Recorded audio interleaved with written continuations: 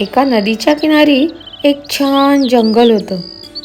त्या जंगलाचा राजा होता सिंह. त्या सिंहाची एक मोठी गुहा होती जंगलात. एकदा सिंह आपल्या गुहेच्या बाहेर शांत झोपला होता. नुकतीच शिकार करून पोट भरल्यामुळे सिंहाला अगदी गाढ झोप लागली होती. तेवढ्यात एक पिटुकला उंदीर त्याच्या बिळातून बाहेर आला. हा पिटुकला उंदीर भलताच करामती होता बर का. छोटासा असला तरी अगदी अणकुचीदार दात होते त्याचे. अणकुचीदार म्हणजे टोकदार आणि धारदार. हा पिटुकला उंदीर एका दिवशी जंगलातून ऐटीत फिरत चालला होता. तेवढ्यात त्याला गाढ झोपलेला तो सिंह दिसला आणि त्याला गंमत करायची लहर आली. त्या झोपलेल्या सिंहाच्या शेपटीवरून तो हळूच त्याच्या पाठीवरती चढला आणि दणादण उड्या मारायला सुरुवात केली. टून उड्या मारायला इतकी मज्जा येत होती त्याला की थोडा वेळ तो हेही विसरला की तो जंगलाचा राजा सिंहाच्या पाठीवर उड्या मारतोय. थोड्या वेळात सिंहाला जाणवायला लागलं की त्याच्या पाठीवर कोणीतरी उड्या मारते. जोरात गर्जना केली त्यानं, कारण त्याची झोप मोडली होती. उंदीर भयंकर घाबरला. त्यानं सिंहाच्या पाठीवरून खाली उडी मारली आणि जोरात धावत सुटला. झोप मोडल्यामुळं चिडलेल्या त्या सिंहानं त्या उंदराला एका फटक्यात पकडलं. सिंह रागानं त्याला म्हणाला, काय रे उंदरा, माझ्या पाठीवर उड्या मारतोस, माझी गाढ झोप मोडलीस. आता मी तुला सोडणार नाही. मी तुला आता खाऊनच टाकतो. मी जंगलाचा राजा सिंह आहे आणि तू माझी झोप मोडलीस. आता तुझं काही खरं नाही. सिंहाचं ते चिडलेलं रूप बघून उंदीर भयंकर घाबरला. तो थरथरतच त्याला म्हणाला, महाराज मला क्षमा करा, माझं चुकलं, मी परत ही चूक करणार नाही. महाराज, मी तुम्हाला वचन देतो की जर तुम्ही मला आता जिवंत सोडलात तर भविष्यात मी तुम्हाला नक्की मदत करीन, तुमच्या उपयोगी पडेन, अगदी तुमचा जीव सुद्धा वाचवेन. सिंहाला खूप हसू आलं. तो म्हणाला, तू माझा जीव वाचवणार, तू माझ्या उपयोगी पडणार.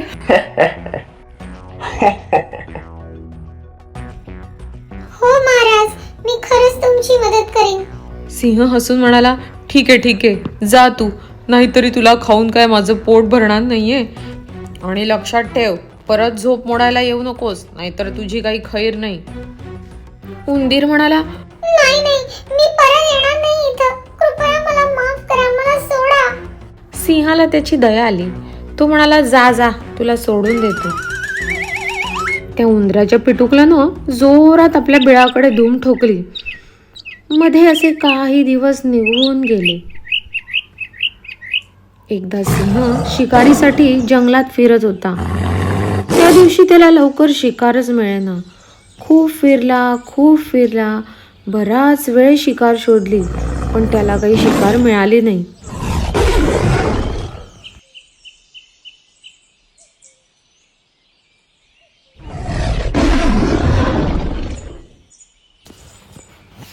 तेवढ्यात एक शिकारी त्या जंगलात आला.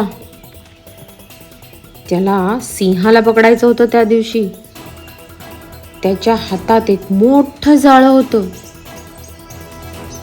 त्यानं सिंहाला पकडण्यासाठी ते जाळं झाडाला बांधलं आणि त्याची दोरी हातोडीनं खाली अशा पद्धतीनं ठोकली की बरोबर चालत येणाऱ्या सिंहाचा पाय जर त्याच्यावर पडला तर ते जाळं त्याच्या डोक्यावर पडून तो बरोबर अडकेल. त्या शिकाऱ्याला माहित होतं की सिंहाचा शिकारीचा हा नेहमीचा रस्ता आहे. बरोबर तिथंच जाळं लावून तो शिकारी शहराकडे निघून गेला. आणि खरोखरच काही वेळात तो सिंह तिकडे आलाच की. त्याचा नेहमीचा रस्ता असल्यामुळं तिथं जाळं वगैरे असेल असं त्याला संशय सुद्धा आला नाही. खालच्या दोरीवर पाय पडताच वरून ते जाळं सिंहाच्या बरोबर अंगावर पडलं आणि तो सिंह जाळ्यात अडकला. सिंह जाळ्यातून सुटण्यासाठी तडफड करायला लागला. जोरात गर्जना करायला लागला. खूप घाबरला होता तो बिचारा सिंह. एवढा मोठ्या जंगलाचा राजा असून सुद्धा तो काही करू शकत नव्हता. त्याच्या मोठ्या गर्जनांमुळे अख्खं जंगल हादरून गेलं होतं. बाप रे, केवढा मोठा आवाज येत होता तो. जंगलातले सगळे प्राणी घाबरून गेले होते. इकडे तिकडे बघायला लागले की अरे बापरे, काय झालं तरी काय, महाराज एवढ्या जोरात का ओरडतायत. त्या गर्जनांना घाबरून सगळे प्राणी सैरा वैरा पळू लागले. त्या सिंहाच्या गर्जना त्या पिटुकल्या उंदरानं सुद्धा ऐकल्या. तो बिळात काहीतरी काम करत होता. त्याला समजलं की इतका वेळ सिंहाच्या गर्जना ऐकू येत आहेत म्हणजे नक्कीच सिंह महाराज संकटात आहेत. त्याला लगेच त्यानं काही दिवसापूर्वी सिंहाला दिलेलं वचन आठवलं. त्यानं विचार केला की त्यावेळी सिंहानं त्याला जीवनदान दिलं होतं. आता मदतीची आपली वेळ आहे, ते आश्वासन आपल्याला पाळलंच पाहिजे. आणि तो ताबडतोब मदतीसाठी धावून गेला. त्यानं पाहिलं की आपले महाराज शिकाऱ्याच्या जाळ्यात अडकले आहेत. तो धीटपणे सिंहाच्या समोर जाऊन उभा राहिला आणि त्याला म्हणाला, महाराज, तुम्ही अजिबात काळजी करू नका. माझे दात अतिशय तीक्ष्ण आहेत. या दातांनी काही वेळातच मी हे जाळं कुरतडून टाकतो आणि तुम्हाला सोडवतो. त्यावेळी तुम्ही मला जीवनदान दिले, आता मी तुमचा जीव वाचवणारच. असं म्हणून त्यानं पूर्ण ताकद लावून भराभर जाळं कुरतडायला सुरुवात केली. आणि खरोखरच काही वेळातच त्यानं संपूर्ण जाळं कुरतडून टाकलं सुद्धा. आणि आता सिंह जाळ्यातून पूर्णपणे मोकळा झाला आणि त्यानं आनंदानं गर्जना करायला सुरुवात केली. सिंहाला एवढं खुश झालेलं पाहून उंदीर सुद्धा आनंदी झाला आणि तो आपल्या राजाकडे म्हणजे सिंहाकडे पाहू लागला. सिंहानं सुद्धा अगदी प्रेमानं त्याला कुरवाळलं आणि म्हणाला, तू खरंच तुझ्या शब्दाला जागलास. एवढासा असून सुद्धा तू माझा जीव वाचवलास. आजपासून मी तुला एक वचन देतो की आज तू माझा जीव वाचवलास, त्यामुळं इथून पुढे या जंगलात तुला कोणीही त्रास देणार नाही, कारण तू या जंगलाच्या राजाचा म्हणजे सिंहाचा मित्र झालायस. आणि तो पिटुकला उंदीर अगदी आनंदानं सिंहाच्या पाठीवर बसून जंगलातून फिरायला लागला. आपण या गोष्टीतून काय शिकलो? कितीही राग आला तरी त्या प्रसंगी सुद्धा आपण सारासार विचार करणं गरजेचं असतं. हा विचार सिंहानं त्यावेळेला केला आणि उंदराला सोडून दिलं, म्हणून शेवटी त्यानंच त्याचा जीव वाचवला. समोरच्या व्यक्तीची ताकद जरी कमी असली तरी ती व्यक्ती सुद्धा योग्य ठिकाणी आपल्याला उपयोगी पडू शकते. त्यामुळं कुणालाही कधीच कमी लेखू नये.